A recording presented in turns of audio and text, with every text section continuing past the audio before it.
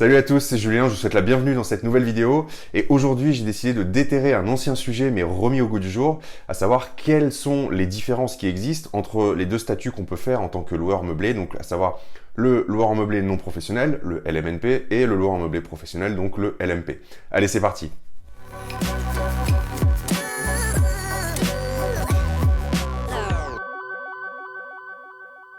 Donc avant de rentrer dans le détail, je vous rappelle que si vous voulez en savoir plus sur la location meublée et sur sa fiscalité qui vous permet de ne pas payer d'impôts sur vos revenus locatifs, il vous suffit de télécharger librement et gratuitement mon livre « Comment louer plus cher et payer moins d'impôts avec la location meublée ». Pour ça, il vous suffit de cliquer sur le lien qui est dans la description juste sous cette vidéo. Alors pourquoi est-ce que j'ai décidé de déterrer ce sujet aujourd'hui sur le LMNP et le LMP? Eh bien parce que on est en 2018, il y a eu quelques petits changements sur ces statuts en fait il y a quelques semaines et en particulier sur le statut du LMP. Et donc je trouvais bon de remettre ce sujet au goût du jour pour les personnes que ça intéresse et qui se posent encore les questions de savoir véritablement qu'est-ce qui va distinguer un statut de l'autre.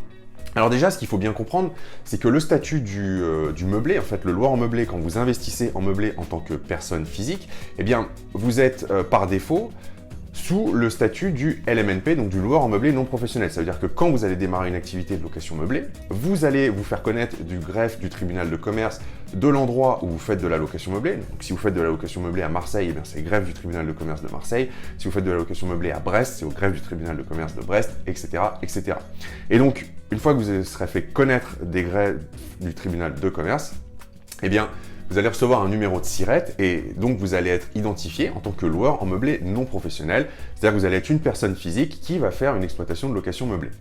Et donc, par défaut, vous allez être sous le régime du LMNP, donc loueur en meublé non professionnel. Alors, qu'est-ce que ça veut dire? Ça veut dire que vous avez le choix entre principalement deux modes d'imposition. Il y en a un troisième qui est spécifique à la location courte durée. C'est-à-dire que par défaut, vous allez être en micro-BIC à 50% d'abattement. C'est-à-dire que donc vous allez bénéficier d'un abattement de 50% sur vos loyers. Si vous faites de la location saisonnière et que vous décidez de faire classer votre logement en meublé de tourisme, vous allez avoir un abattement de 71%. Et si vous vous mettez au régime réel simplifié, eh bien là, vous allez, comme son nom l'indique, avoir une imposition qui va être calculée sur le résultat fiscal, donc sur le régime réel, c'est-à-dire que vous allez pouvoir déduire vos charges d'exploitation et ce qui est très intéressant surtout avec le statut de LMNP, c'est que vous pouvez bénéficier de l'amortissement de votre bien immobilier, des travaux que vous allez faire et des meubles.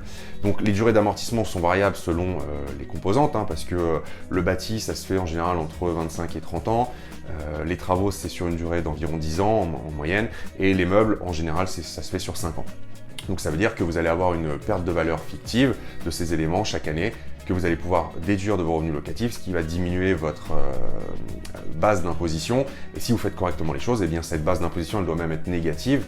Et donc c'est le déficit fiscal qui est créé par le LMNP.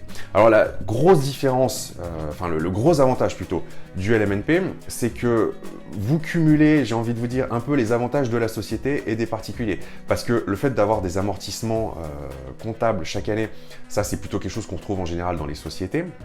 Alors que si un jour vous souhaitez revendre votre bien immobilier, eh bien votre plus-value, elle ne sera pas calculée sur le régime des plus-values des professionnels, mais bien sur celle des particuliers.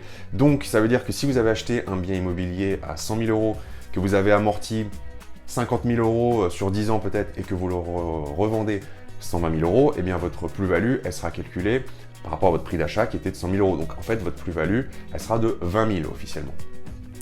Alors, maintenant, si vous voulez basculer en statut du loueur en meublé professionnel, là c'est un peu plus compliqué, on entend beaucoup de choses.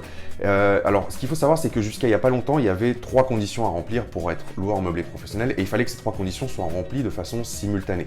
La première condition, il fallait que vos revenus locatifs issus de la location meublée dépassent 23 000 € par an.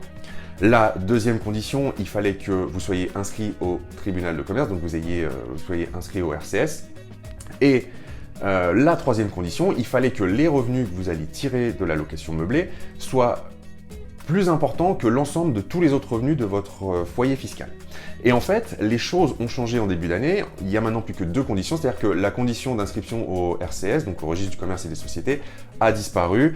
Donc, ce qui veut dire que maintenant, il n'y a plus que, il faut en fait dépasser les 23 000 € de loyer par an et que ces revenus soient supérieurs à l'ensemble des autres revenus du foyer fiscal. Et j'insiste vraiment là-dessus, je voulais attirer votre attention sur ce point, parce que c'est un point qui est souvent mal compris. On me demande beaucoup, vous me demandez très souvent si vous devez vous basculer en loueur meublé professionnel du fait que vous allez encaisser maintenant plus de 23 000 € de loyer par an. Et non, tout dépend en fait de ce que ces 23 000 € ou plus que vous allez toucher vont représenter par rapport à l'ensemble des autres revenus de votre foyer. Donc, je vais vous donner un exemple très simple.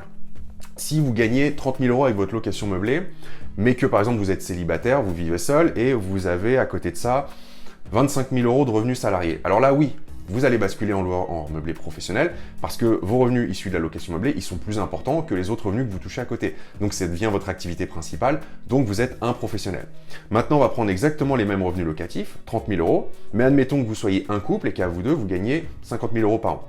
Vous dépassez le seuil des 23 000 € qui est un des critères pour basculer le loueur meublé professionnel, mais pour autant, ces revenus issus de la location meublée, ils restent inférieurs à ce que gagne votre foyer fiscal, donc par rapport à ce qui est précisé sur votre fiche d'imposition, à tous les revenus autres donc dans votre foyer fiscal. Donc vous voyez bien que dans ce cas-là, eh bien, tant que vos revenus issus de la location meublée ne sont pas plus importants que les 50 000 € que vous percevez donc à deux de revenus issus d'autres activités, donc ça peut être du travail salarié, ça peut être ce que vous voulez, eh bien vous allez rester loueur en meublé non professionnel. Donc pour répondre à la question qui m'a été posée à la base, pour bien comprendre cette différence, il n'y a pas d'obligation de basculer LMP dès lors que vous gagnez plus de 23 000 € de loyer par an en meublé. Tout dépend bien de ce que ces 23 000 € ou plus que vous allez encaisser représentent en fait par rapport à vos autres revenus.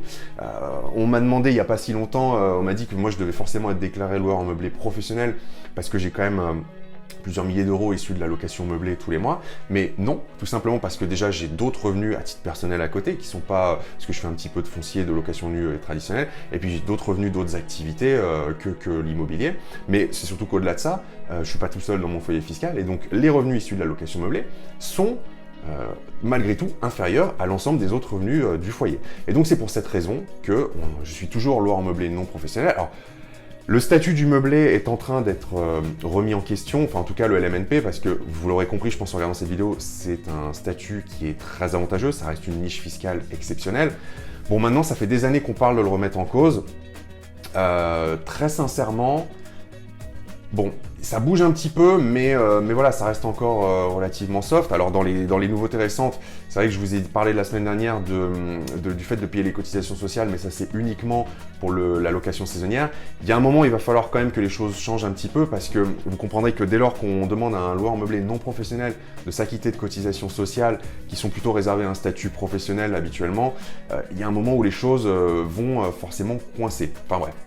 Donc voilà, c'est ce que je voulais partager avec vous aujourd'hui dans cette vidéo, c'était vraiment de mettre l'accent, alors plus sur le statut de loueur meublé professionnel qui malgré tout voilà, est souvent incompris.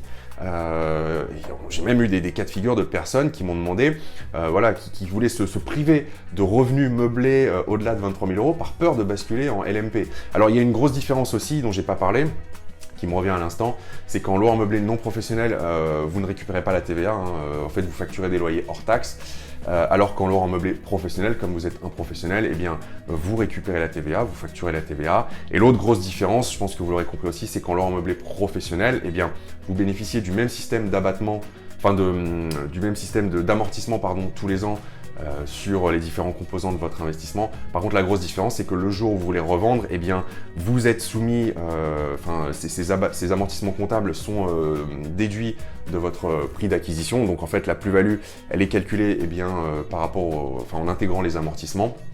Après, il y a une exception, c'est que si vous faites cette activité de loueur en meublé professionnel pendant plus de 5 ans, eh bien vous pouvez être exonéré sous certaines conditions. J'espère que cette vidéo vous aura aidé à y voir beaucoup plus clair sur le statut de loueur en meublé professionnel et le statut de loueur en meublé non professionnel. N'hésitez pas à partager avec moi dans les commentaires vos remarques, vos suggestions, ou si vous avez encore des questions vis-à-vis de ces deux statuts, eh bien je serai ravi d'y répondre. N'oubliez pas non plus de cliquer sur le bouton s'abonner si vous voulez être informé en temps réel de la publication de toutes mes prochaines vidéos sur la location meublée. Quant à moi, je vous dis merci d'avoir regardé cette vidéo et à très vite pour une prochaine. Salut!